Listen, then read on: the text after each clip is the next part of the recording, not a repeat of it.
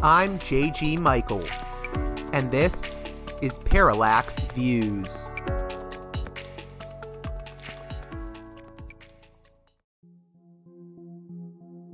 This edition of Parallax Views is brought to you by the $10 and above tier supporters of Parallax Views on Patreon.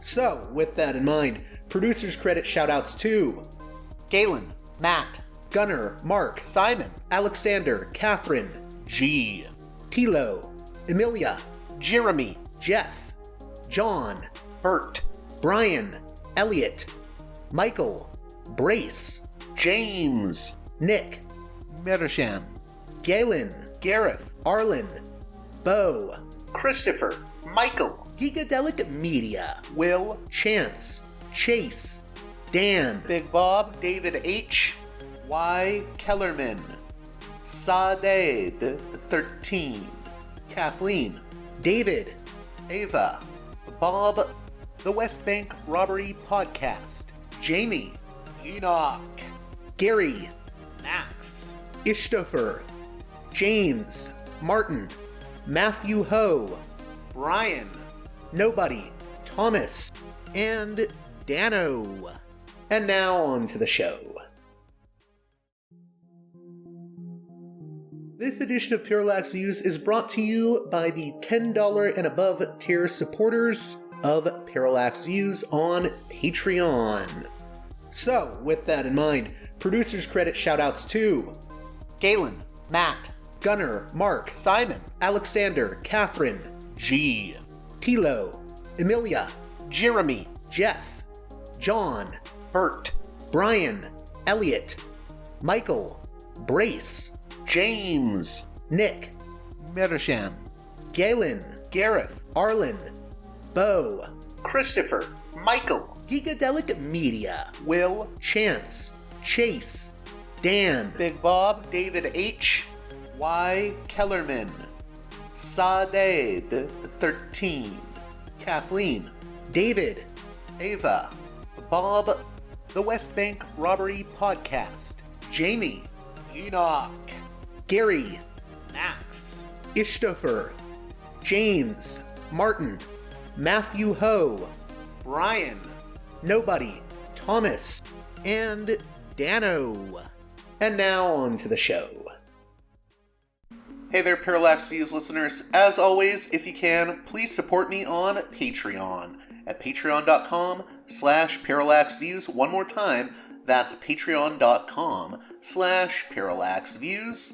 On this edition of the program, we'll be hearing from returning guest Ralph Leonard, who recently wrote a piece in the publication UnHerd about the recent Joe Rogan Experience debate between libertarian anti-war comedian Dave Smith and the neocon commentator Douglas Murray. That piece was entitled Dave Smith, Douglas Murray, Debate Highlights Right-Wing Fault Line. It's going to be a rather interesting conversation as we're going to be dealing with the fragmentation on the right wing in America. So, with that being said, let's get right to it with Ralph Leonard.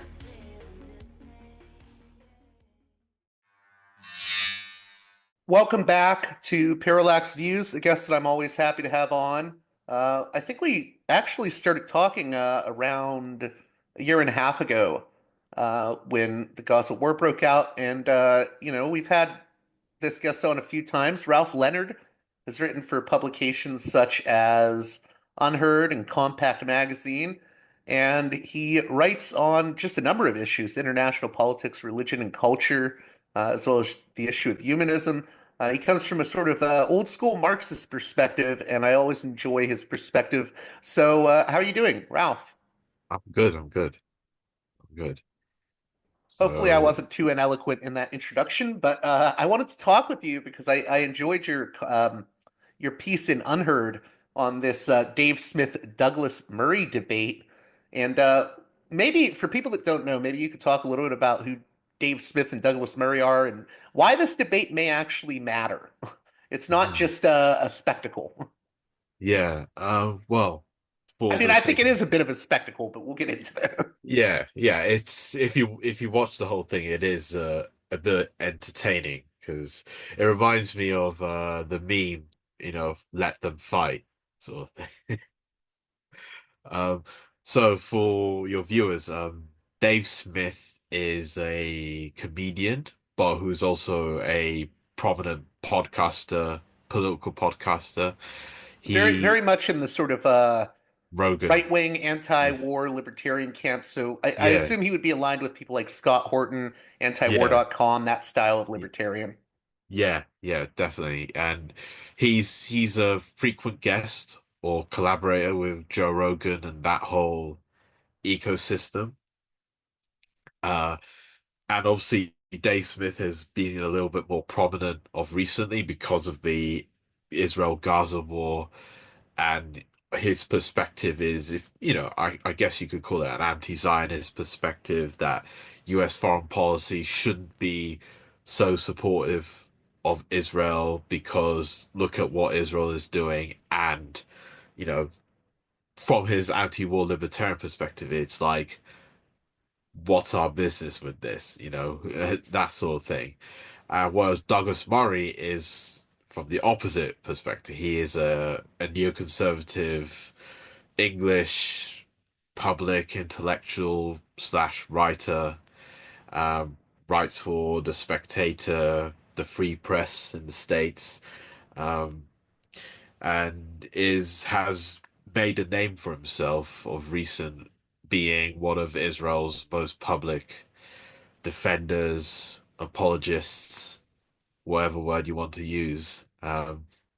So it was kind of interesting because when these two have gone together, because beforehand they've kind of fired shots at each other indirectly, whereas now with the Rogan podcast, they now talk to each other directly.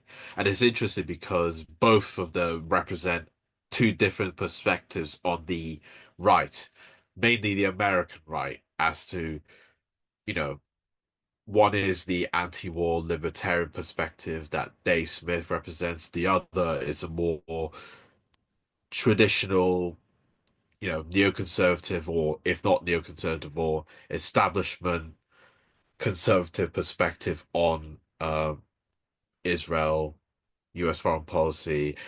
But it got very spicy, not just because of Israel, but also because Douglas Murray basically called out Joe Rogan and Dave Smith for basically platforming, you know, especially the one he used was Daryl Cooper, who is known for his World War II revisionism, and basically because he basically thinks Winston Churchill's the biggest villain of the Second World War. Now, for someone like Douglas Murray's perspective, calling Winston Churchill in particular the biggest villain of the Second World War is like really stepping on a few toes, because Douglas Murray, being from the political background he comes from, Churchill is held in high esteem. So, so that was quite interesting. Like this argument between what tradition, what you may call right wing isolationism, like libertarianism, versus neoconservatism, or establishment conservative ideas, is was interesting and kind of entertaining for someone, especially from my perspective, who thought they were both right and both wrong about each other. One thing I want to get into, you noted there that this is about both sides, but you said both sides of the right, because I Yeah, think you're right about that. In a weird way, I don't even know that this debate that they had is completely just about Israel-Palestine.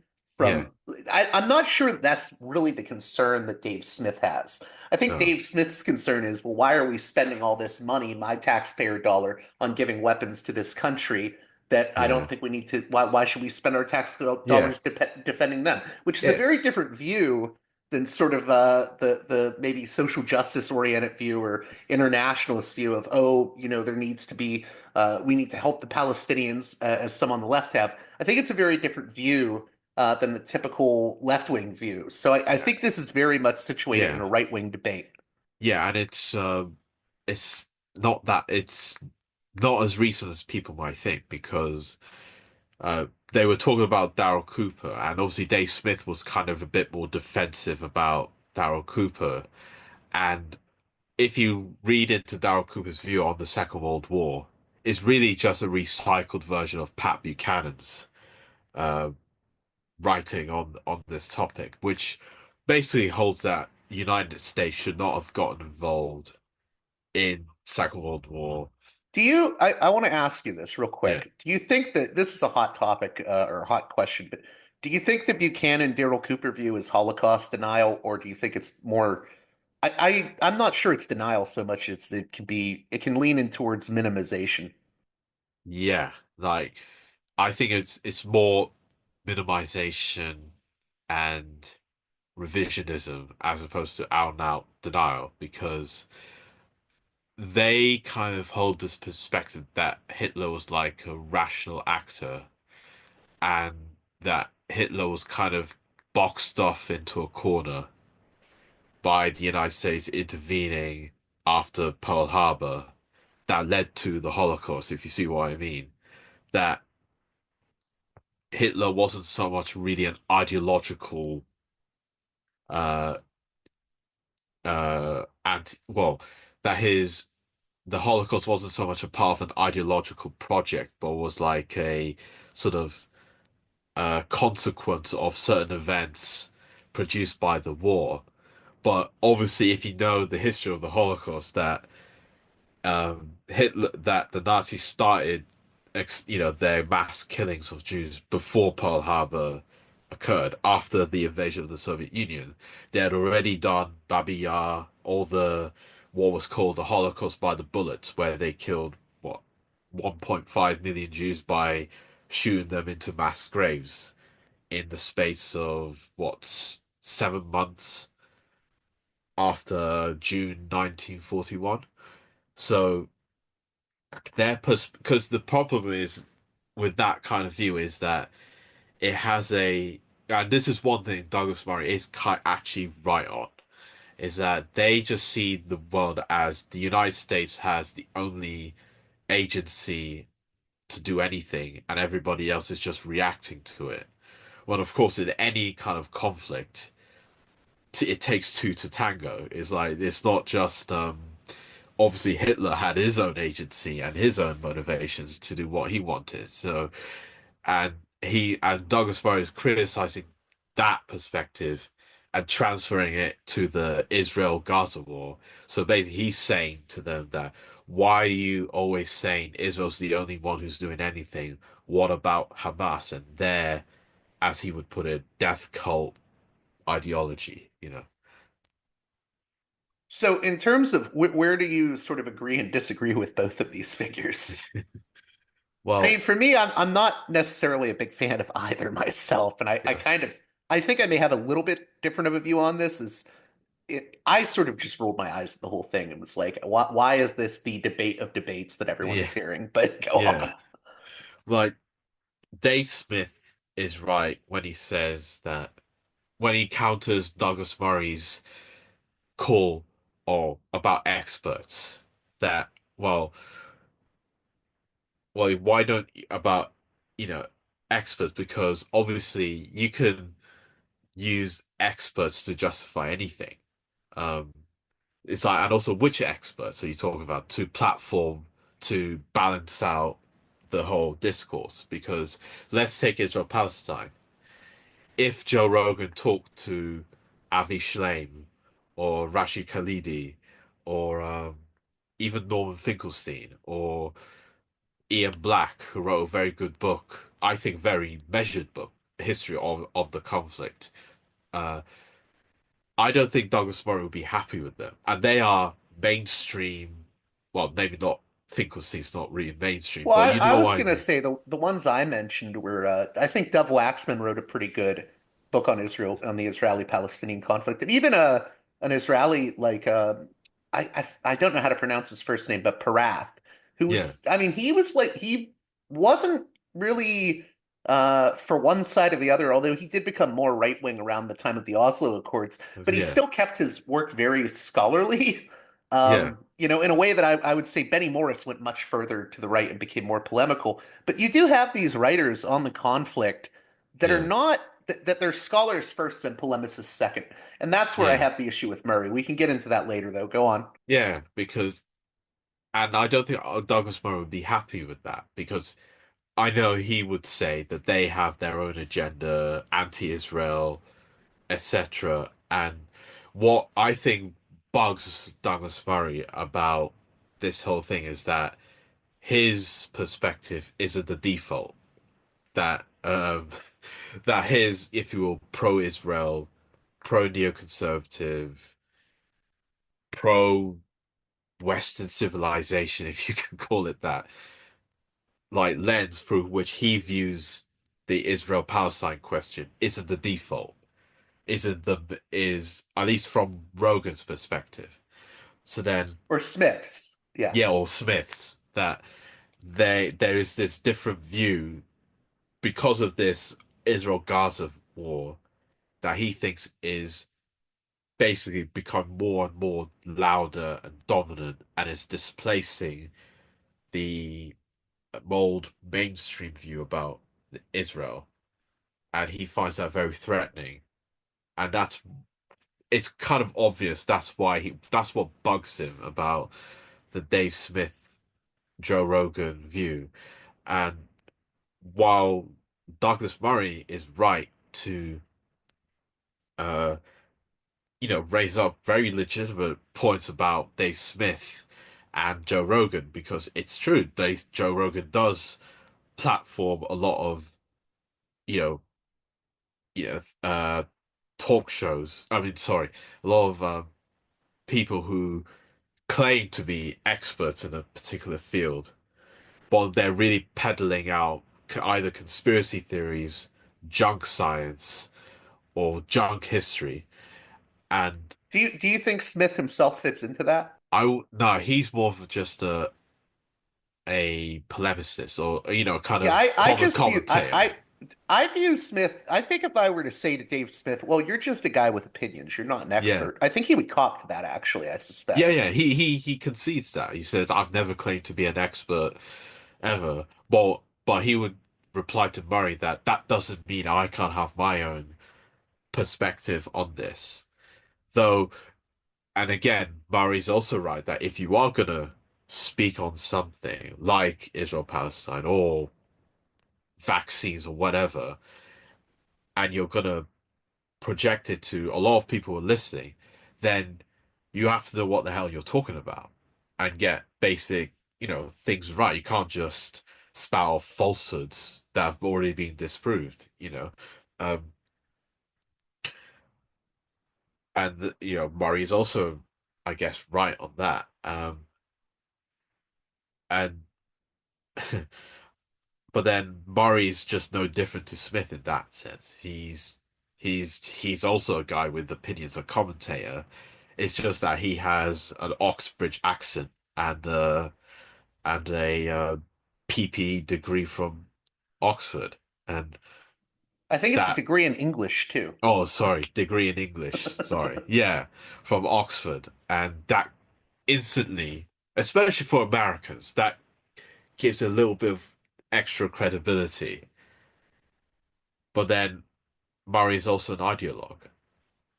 He's not just some like judicious scholar, and in a sense, there's nothing wrong with being a polemicist or simply a commentator or just a writer. Um, but with all these things, you have to have the humility to know what you don't know and um, to you know understand that just be curious and when you look into a topic like Israel Palestine, you have to really go into it. You can't just have a confirmation bias and start selecting things to squish into your own ideological narrative. And anything that contradicts this, you don't engage with it at all. You just sort of think Well, you that's just that's why swipe I it away. mentioned that Israeli historian, and I'm going to botch the name, but Yehoshua Parath, who, like I said, he became a little bit more right wing in his own personal views about Yeah. how to solve the conflict. Yeah. But I mean, he agreed with Finkelstein about Joan Peters from time immemorial. He said it's Yeah. garbage scholarship. So even though he may have not agreed with Finkelstein on his Yeah. polemical views, they agreed on the scholarship. And this is the problem I have with someone like Murray, where I don't think Murray is actually a historian of the conflict. And I No. think, ultimately his reporting with the IDF, there's a difference between, and Israeli said this to me recently from Haaretz, said, well, there's a difference between getting a press pass and being put on a propaganda tour. And, Yeah. what bothers me about the Murray stuff the most is that I, I agree with him that Rogan has, uh, what's the word, boosted people that are not credible. And I consider Murray one of those people, to be honest. Yeah. And also another point he made is that, today's student is that, well, in order to understand the country, how can you talk about a country if you've never been to it? So he's basically saying, how can you have all this talk about Israel if you've never been to Israel? And it's like, there's a point to it, but there's not really a point to it. It's like, if you go on a propaganda tour sponsored by the IDF, where they show you what they want to show you, are you really being enlightened, or are you just being soaking up propaganda? It's like, it's one thing if you go to Israel, you and you talk to Israelis in Tel Aviv, and or even in the settlements of the West Bank, and you go to the Palestinians in Ramallah and try to have this well-rounded perspective and you get a sort of personal feel, a very intimate feel for the conflict. But then if you are, Isn't there also an issue with I don't think a lot of journalists are allowed into Gaza. yeah, I yeah, mean Gideon Levy I don't think has been back there in years because of yeah, certain like the Israeli yeah, government doesn't necessarily allow it.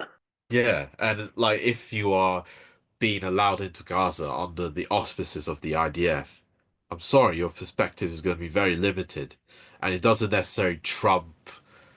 I don't know, that on its own doesn't trump Dave Smith, who obviously has never been to Israel or Gaza. So you have to be very careful when you kind of use that kind of lived experience argument, you know. And you don't need to go be to Gaza and see the bombs flying down to know what Israel's doing is not very good, to put it lightly. You know?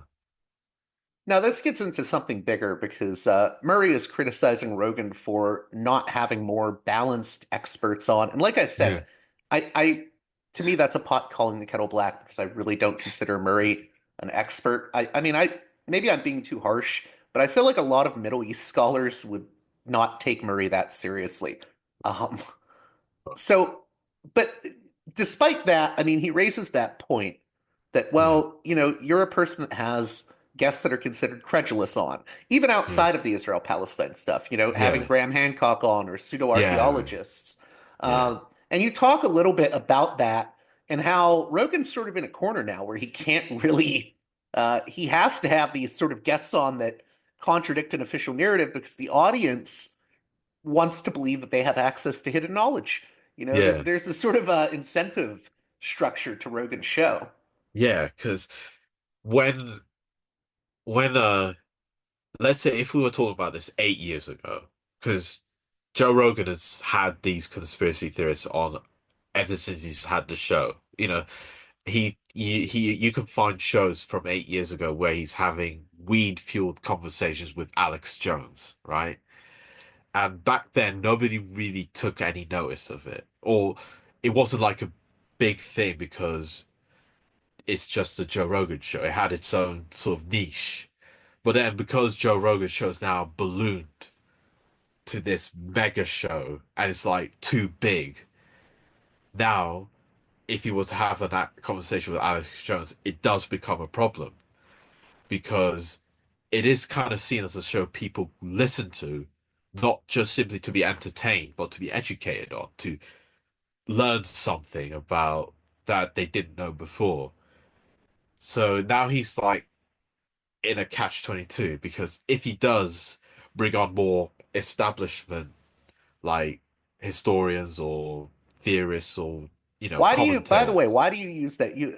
People are only going to be listening to this. They won't Yeah, necessarily see the video. So you keep saying establishment in quotes. yeah, because what I think Murray means is like mainstream historians or the sort of people who appear on CNN or write for the Atlantic, that kind of official credentialed you know uh people like, and obviously Rogan has actually had a few of them on, to be fair to him.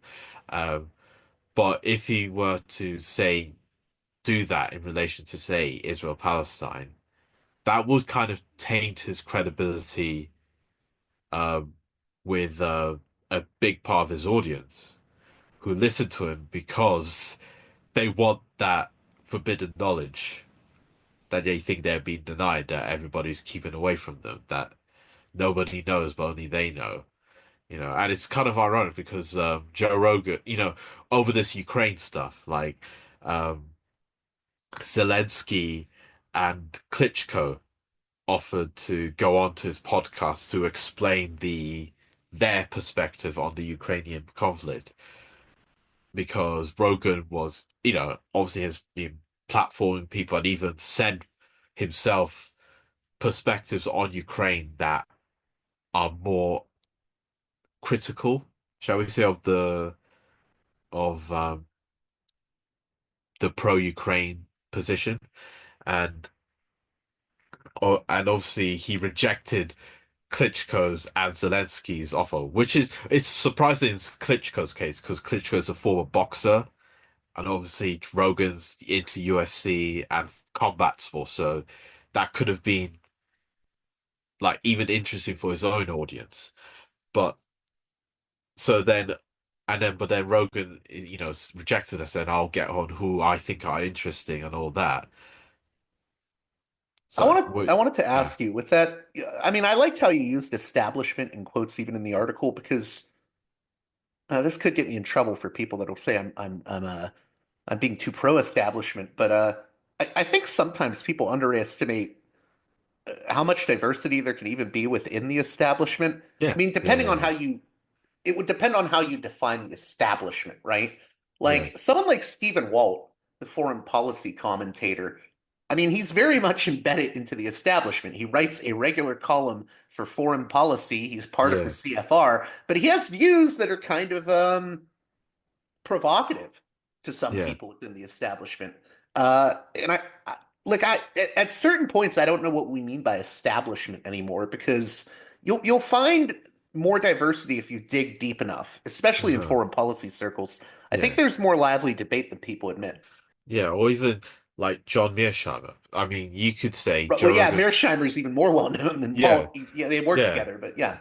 Like Joe Rogan could have John Mearsheimer on, who is agree or disagree with him. He's you know, an establishment foreign policy like theorist and lecturer and intellectual who's written the book on the Israel lobby that got a lot of heat at the time, and his view on the Israel-Gaza war is very different to, I don't know, shall we say, the more mainstream, or certainly very different to the Douglas Murray perspective.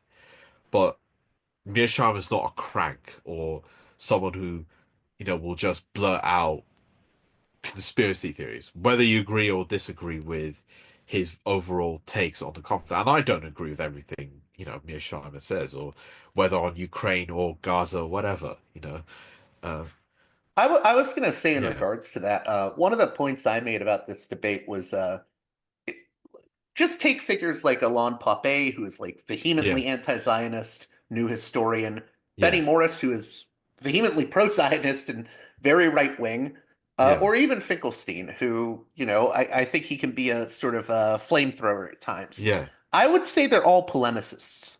on Yeah, some level. But the difference is between them and Murray is I think they've done real scholarship. I think yeah, Finkelstein did do an important service debunking aspects of Joan Peters' book from time immemorial. I think Morris, even though I'm not a big fan of his views on Israel-Palestine, he's done real scholarship. Same with Pape. And what I find interesting is I think people have a hard time differentiating between scholarship and polemic. yeah. I mean, Do you agree with that, or? yeah. I think because look,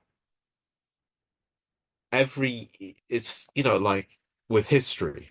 Let's say Eric Osborne, very he was openly Marxist historian of the even apologetic of the Soviet Union type, and he was very open about it. He never hid it or tried to pretend otherwise. Yeah, he wrote the Age of trilogy, Age of Revolution, Age of Capital, Age of Empire, which are three of the best books you will ever read on the history of modernity.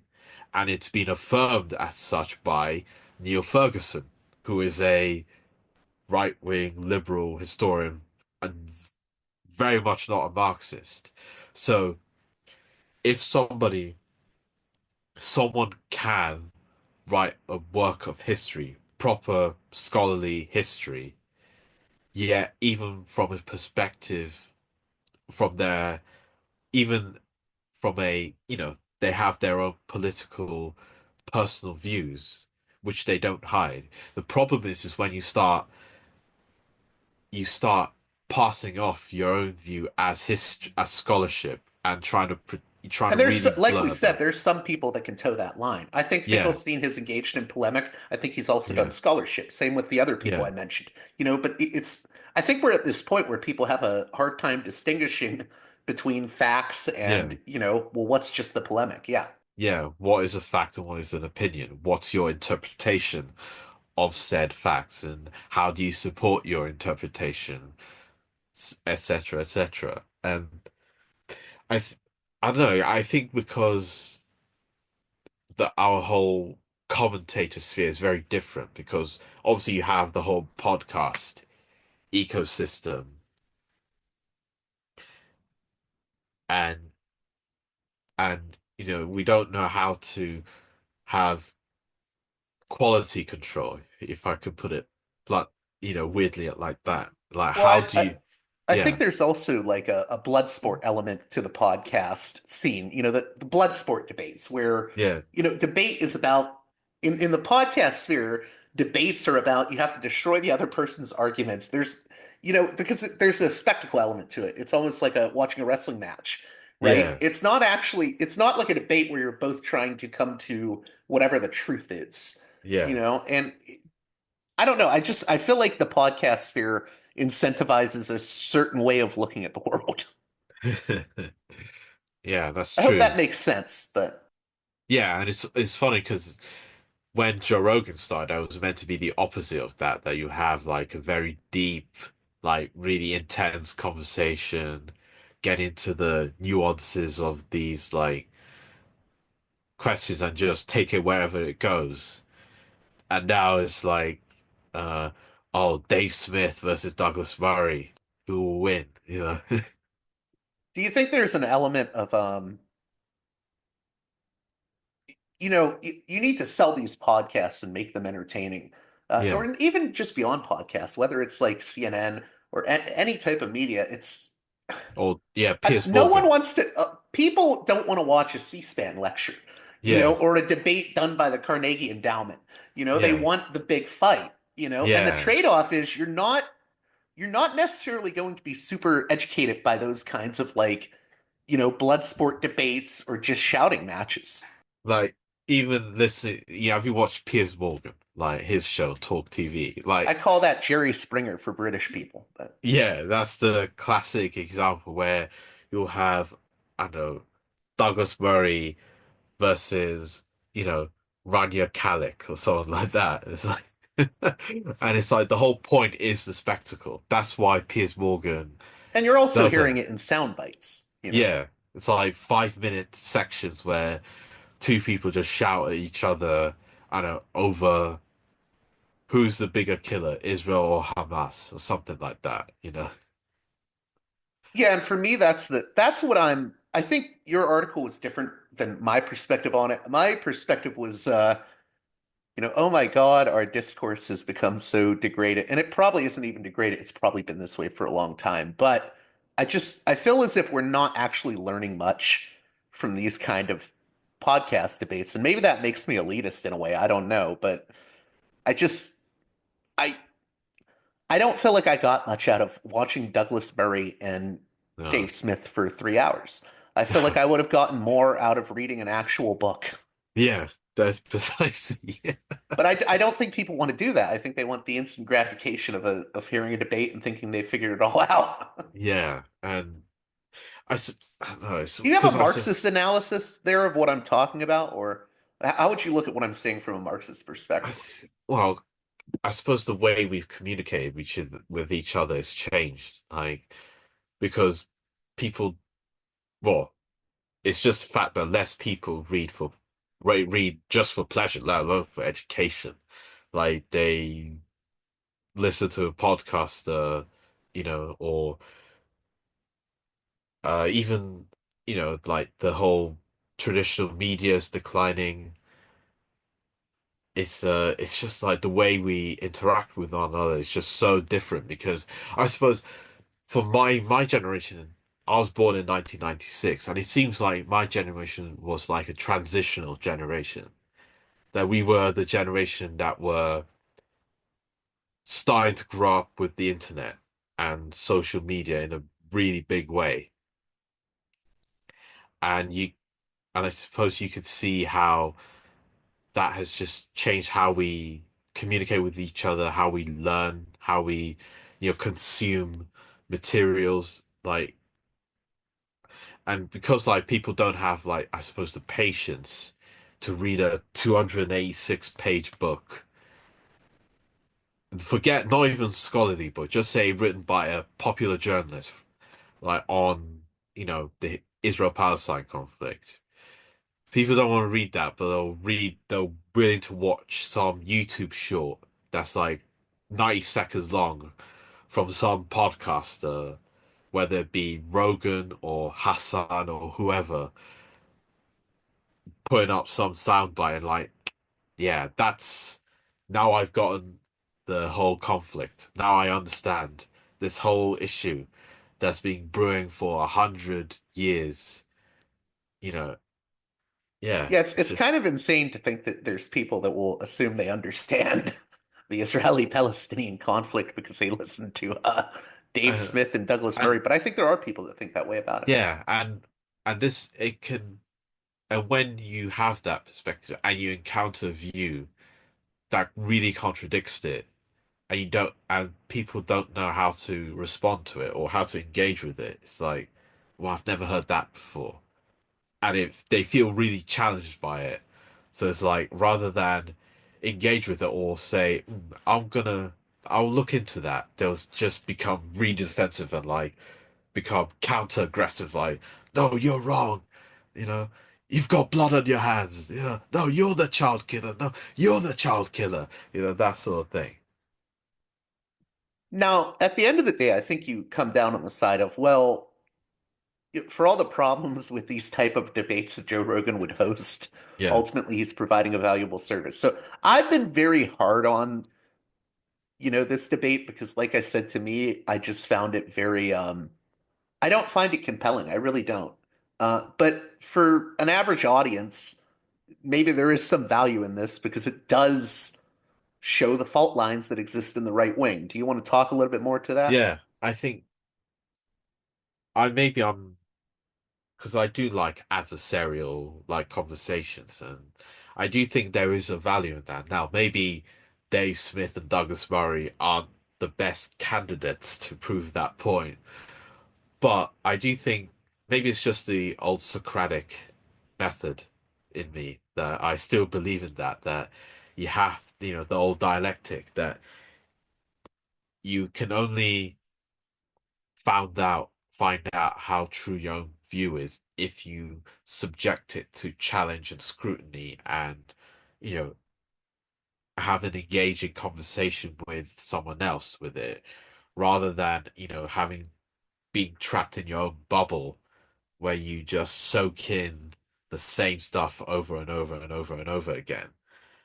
So I think with Rogan or any other podcaster, I think, there is a little bit of value to it in the sense that at least from if you're an audience member, you at least know, okay, now I know what these two really think and how they relate to each other, and it's now my choice whether to, look into it further or which side I believe in, so that I can make my own mind up on it. So, and even, yeah, and obviously there's the entertainment value, which isn't nothing. Sometimes, a little bit of entertainment or edutainment can be good as well.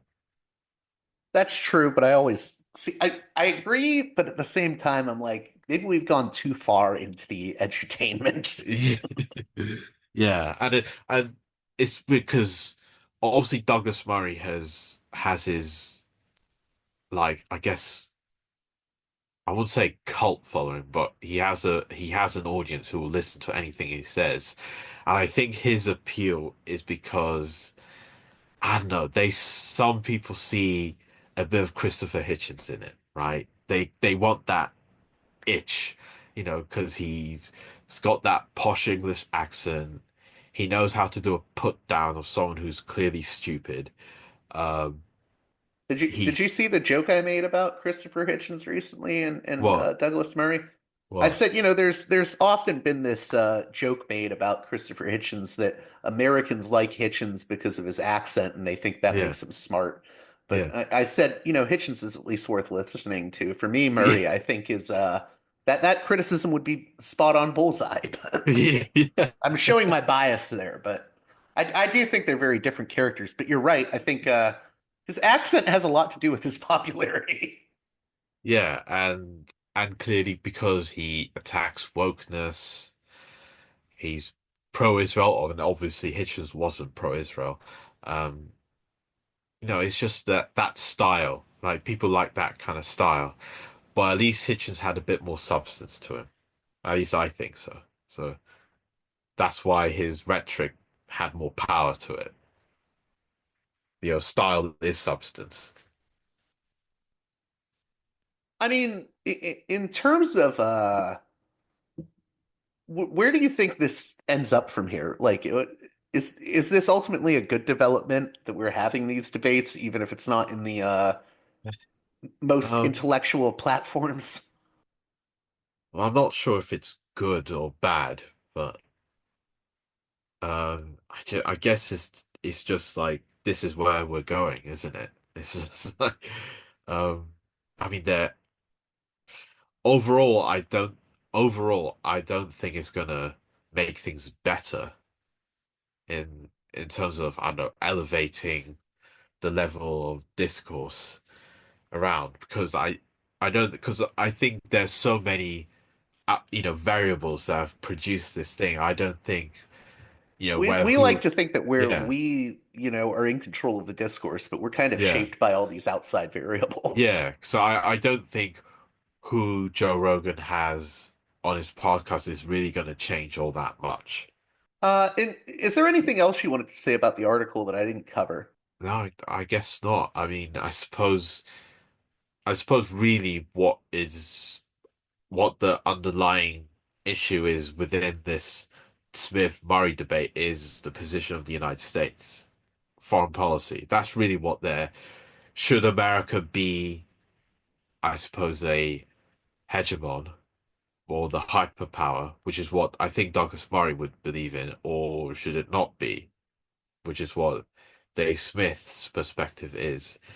And I think because Douglas Murray comes at this, his whole thing is that as a neoconservative, like the West is undergoing a kind of existential crisis, and you see it with mass immigration, wokeness, multiculturalism, uh, the increasing popularity of pro-Palestine protests in the West, which he sees as existential to the West because I've even heard him say that if Israel were to stop existing, however one defines stops existing, he says that the West will fall. Like he has sort of put it in those terms, and and and That's a then very you, grand yeah, narrative, isn't it? yeah, like that's yeah, because that's his whole like thing, and he's written about it in books. His books from The Strange Death of Europe, which is about immigration in Europe, or The War on the West, very James Burnham like title, um, which is about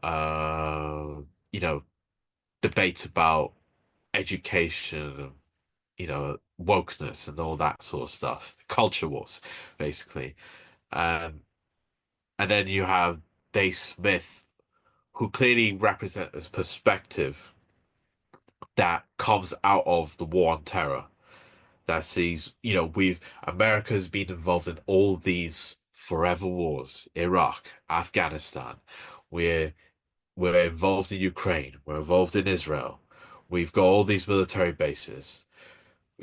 People are clamoring for war with Iran. It's like, and his whole thing is, haven't we have had enough of this? Do we really need to be doing this? Do we really need to be running the world?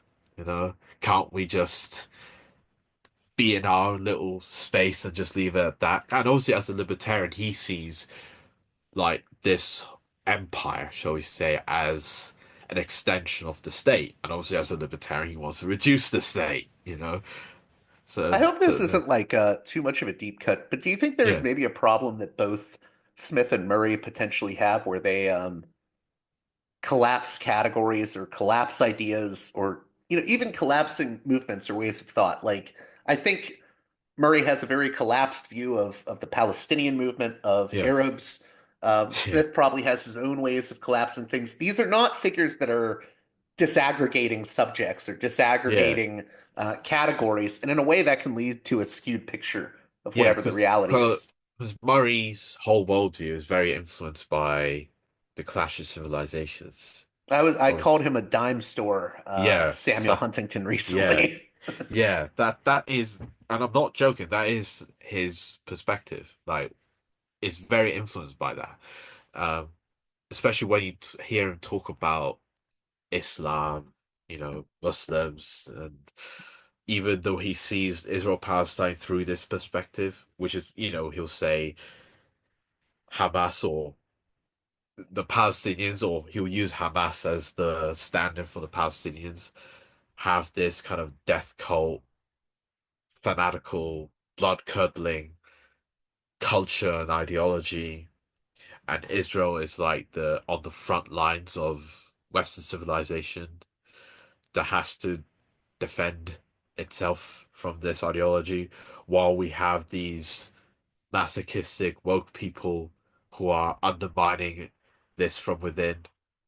So he's clearly an ideologue who has a very ideological like narrative, whereas Dave Smith is like, and his anti-war libertarianism is like trying to, it's like, and this is kind of what you find with libertarians more generally, is that they want to try to turn back the clock to America before Woodrow Wilson came to power, basically. And it's like, and this is where the Marxist in me comes in. It's like the problem is that certain necessities have grown up where that's not really possible. It's like, My thing with yeah, libertarians, to be honest, is I think they try to fit things into philosophical concepts that sound very nice on paper, but can't yeah, always be played out in the real world. Namely, like the non-aggression principle. It's like, yeah, yes, this sounds very nice, but I'm not sure how we apply this. yeah. And that's the thing, because that's why they call themselves classical liberals, because they think everything went to pot with Woodrow Wilson. I mean, that's a bit of a caricature, but with the whole rise of the progressive movement in the early 20th century, and that's why a lot of these anti-war libertarians think the American Civil War was a bit of a mistake. That really Abraham Lincoln was the real villain part in the American Civil War because they see that the rise of the of big government or the state or the American Empire has its roots in the Civil War. And in a way, that's kind of true. Um, but this idea that you can somehow just tear it all down and go back to that kind of era is just not possible. It's like, you know, and even the American Empire, it's like, in a way, there is a necessity for it. For because, with the way capitalism has evolved and directed, it's like even even if America doesn't want to do it, someone has got to do it. Someone has got to manage this world order, this uh, or should we say, global economy. It's like there is going to be great powers under capitalism, and that's where they don't kind of see it because My they view don't. is that Yeah, even, I mean, the great fear I have is, a lot of people talk about multipolarity, yeah, and I don't necessarily think unipolarity good. Or, is good. I yeah, mean, here's the thing: I don't consider bipolarity, unipolarity, yeah, multipolarity. None of these are like utopian conditions because yeah, we don't have a utopian condition. My yeah, view on multipolarity is it will probably involve a lot of nation states acting very paranoidly as nation states are wont to do and bullying smaller countries. And it won't be like the utopian alternative to unipolarity. But I don't yeah, see either as being that yeah. neither So are ideal. yeah, neither is good because you still have the same problem under capitalism. Like it's still the same thing. It's just put in a different way. What do you think that problem is, out of curiosity? Is it a matter of resources? No, it's not just like resources. It's because capitalism is a global system, you know, combined and uneven development. So you have, you know, various states, you know, this is why imperialism is a thing. Imperialism in Marxist terms is the whole global system, and that can lead to, well, see, warfare and you need and because capitalism is managed on such a global scale, it's so complicated, like you're gonna have different states that are trying to manage it, and those states can come into conflict with one another, and Can't or that's can?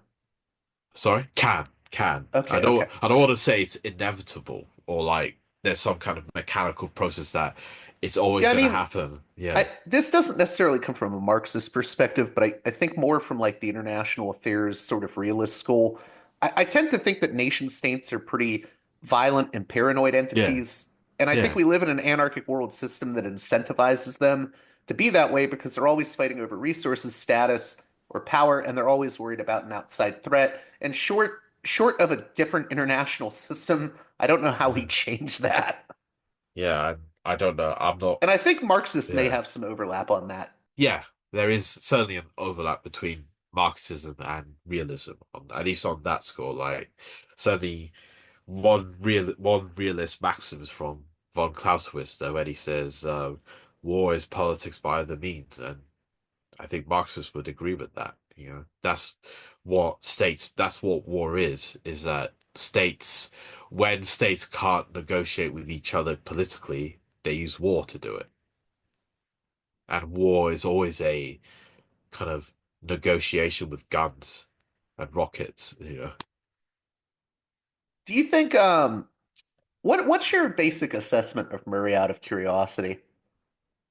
I know this is Well, beyond the article, but what do you make of his views on Islam and his sort of clash of civilization? I sometimes think that people like Murray or predecessors like Daniel Pipes and Pamela Geller yeah. engage in a form of anti-Islam thought that has parallels to anti-Semitism. Yeah. I mean, I reviewed Murray's book, Strange Death of Europe, I did around not realize that. 7 years ago.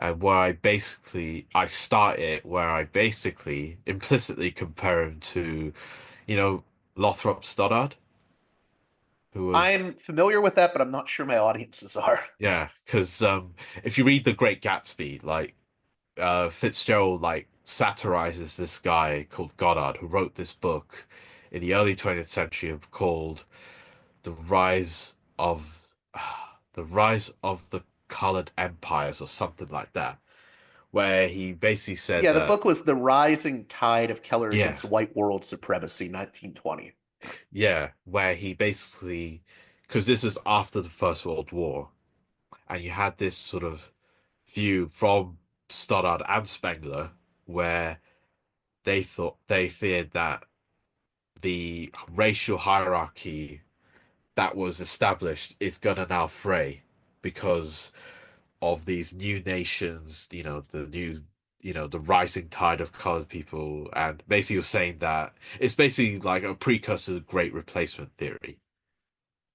And Murray peddles a very soft, hyper intellectual version of that without the overt, like, because Overt Stoddard eugenicism and whatnot, yeah, yeah. because Stoddard was a overt Nazi KKK sympathizer, and the difference is that with Murray and Demlot is that Stoddard talks explicitly in terms of race, and use that kind of biological eugenicist Whereas Murray language, would talk more in terms of like identity, European I identity. Yeah. identity, culture, heritage, religion,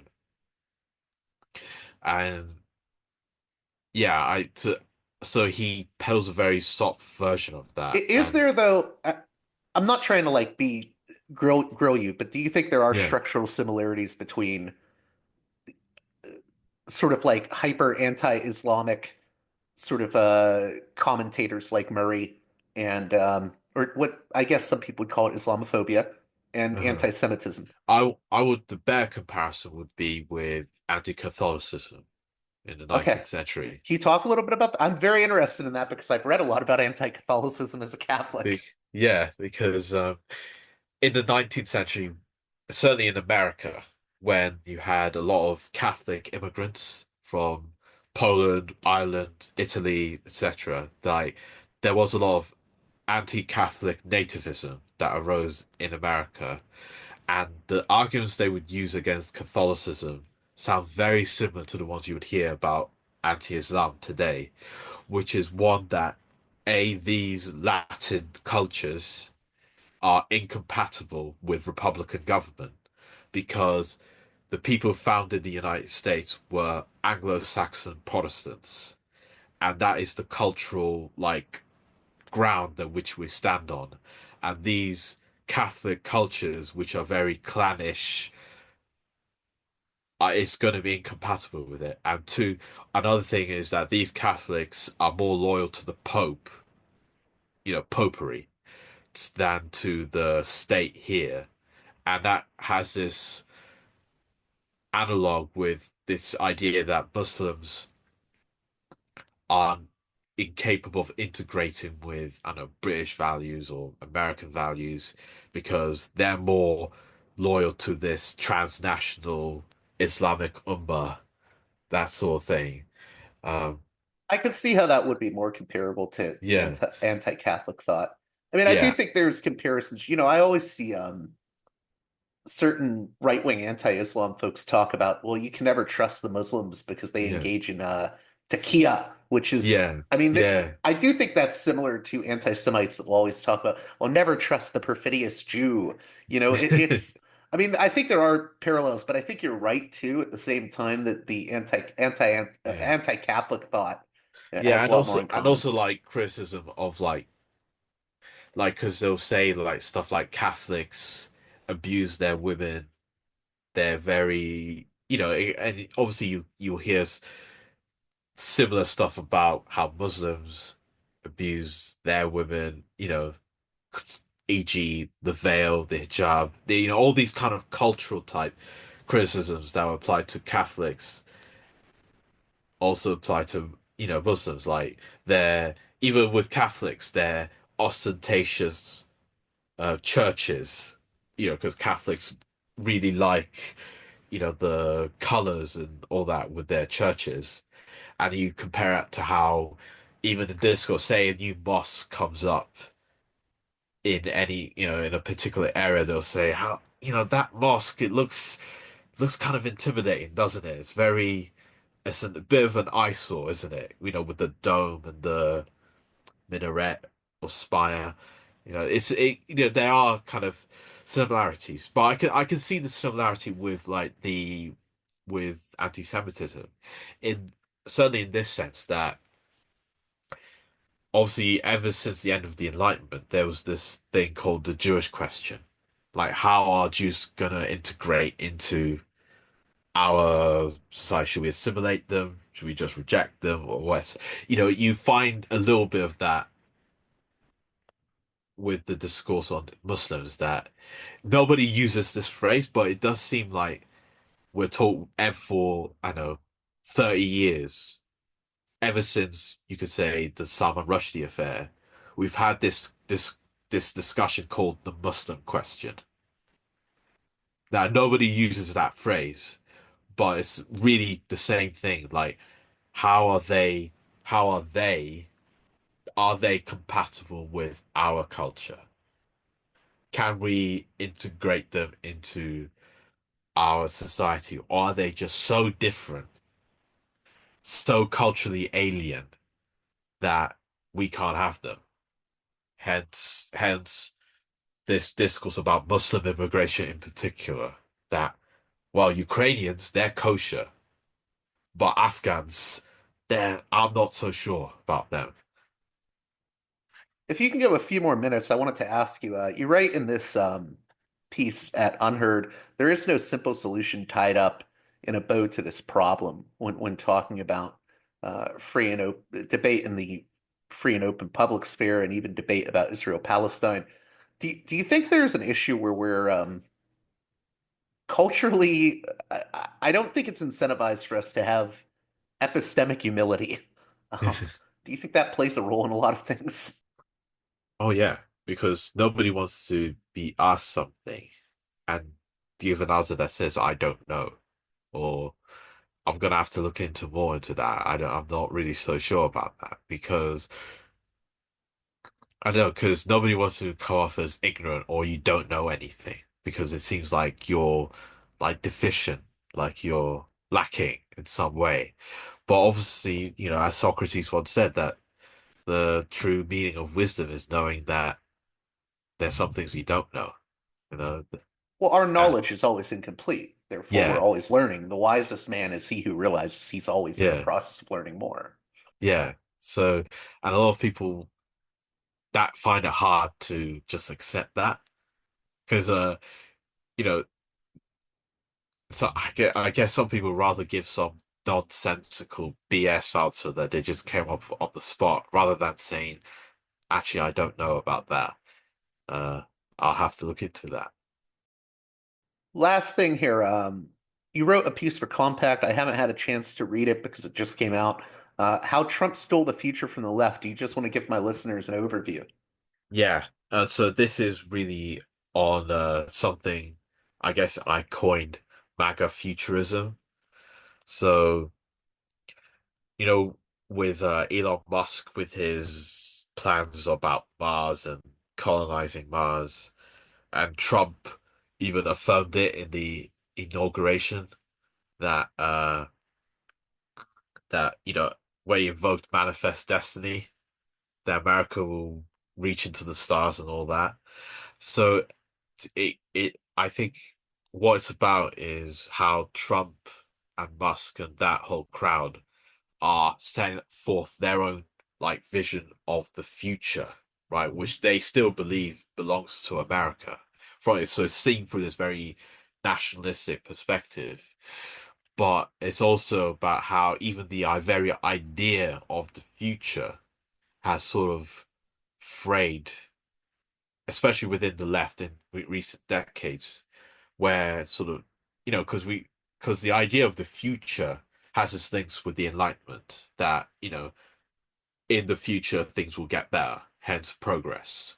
Uh, but now the future seems like a site of fear, of catastrophe, climate breakdown, pandemics, etc. And what our role is to prevent that, to pull the brakes on it, to instead of, well, here is a vision of the future, you know, of a society where we can be more freer, things will get better, things can get better, etc. Is this, you know, even liberals, they have, that there is this like very technical understanding of the future. It's about GDP forecasts. So, there's something you calculate and manage as opposed to something you seize and try to make.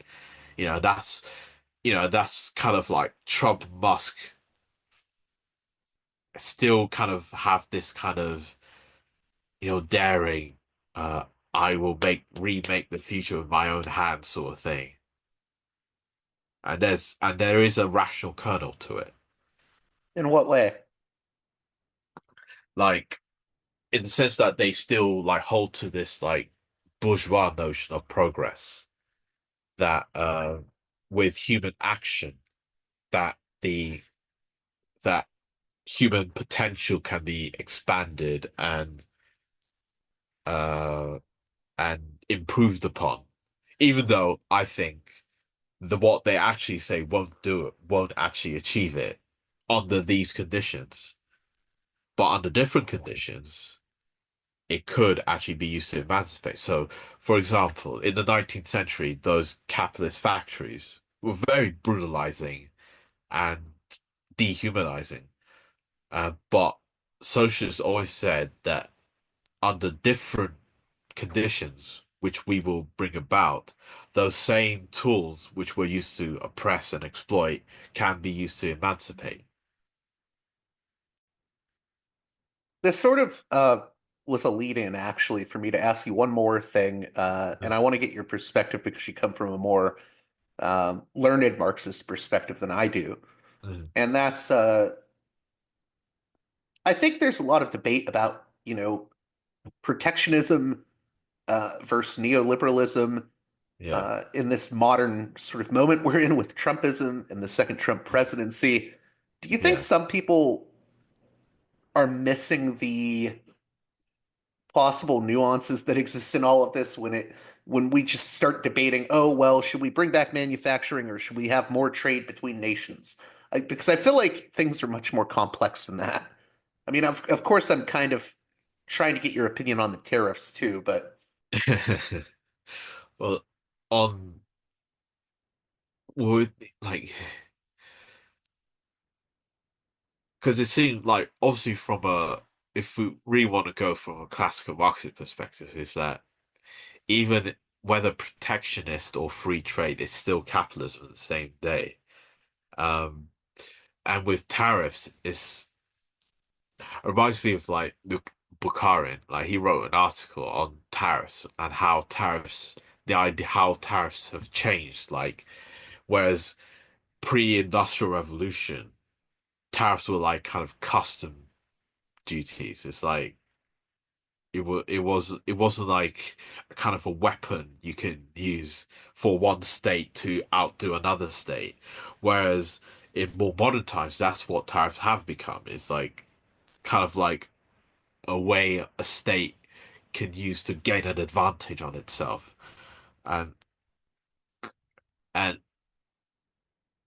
I suppose I think what people feel a lot of anxiety of is that we're going into a post-neoliberal moment, that we're going through the biggest overhaul of the world order since Reagan and Thatcher, really, which is what we associate with neoliberalism. And what we're going through now is something post-neoliberal. And and we don't fully know what that's going to look yeah, like yet. yeah, we Yeah. don't know what that's going to look like because obviously with these protectionism and tariffs, like people, you can look at it and say, oh, we're going back to a sort of, post pre-World War II era sort of thing, multipolar, We have all these protectionist countries, tariffs all over the place. But then, and obviously, Trump is using all this to create a new world order, MAGA world order, where and it's weird how he wants how to have his cake and eat it because he wants to keep the dollar as the reserve currency, yet weaken it in such a way so that U.S. exports become more um, competitive, so that that's so that it allows U.S. to reindustrialize and become a manufacturing powerhouse again. But you know, and this is where I would just have to admit that I don't really know how the future's gonna go into, and nobody does because we haven't really been in this position for nearly 50 years, where the entire world, like international system is being overhauled and being rewritten and being recalibrated in a different way. What do you think the Marxist perspective on all of this should be then? Well, it would be the same which is that this is capitalism going through a different recalibration. And look, and the only route or the only way is international socialist revolution. If you really want to use a classical Marxist perspective, it doesn't matter if it's neoliberalism or protectionism or free trade or no free trade, it's still capitalism at the end of the day. And if you really want to transcend capitalism, it means, you know, a more rejuvenated working class based movement to seize power in the major capitalist countries, which will be the European Union, North America, even China now, you know. Okay, and how can my listeners keep up with your work? Go to my Twitter at buffsoldier_96. Well, that does it for this edition of Parallax Views. As always, please consider supporting me on Patreon at patreon.com/parallaxviews. One more time, that's patreon.com/parallaxviews. And with that being said, until next time, you've been listening to Parallax Views with Parallax Views to Parallax Views with Parallax Views. The way out is not simply to say, don't do it, just to prohibit. It's nothing else. If we don't do it, others will be doing it like crazy. So, we have to confront the problem. But no, basically, I know of the great anxieties, problems, new forms of control, but it's also new forms of freedom. This is why I always emphasize that internet and all this new digital stuff, it's a very ambiguous phenomenon, but it's the field of struggle. New forms of enslavement, but at the same time, new incredible forms of freedom. We have to accept the fight with no nostalgia for old, allegedly more authentic communities or whatever. I'm not afraid. I'm not afraid. I'm not afraid. I'm not afraid.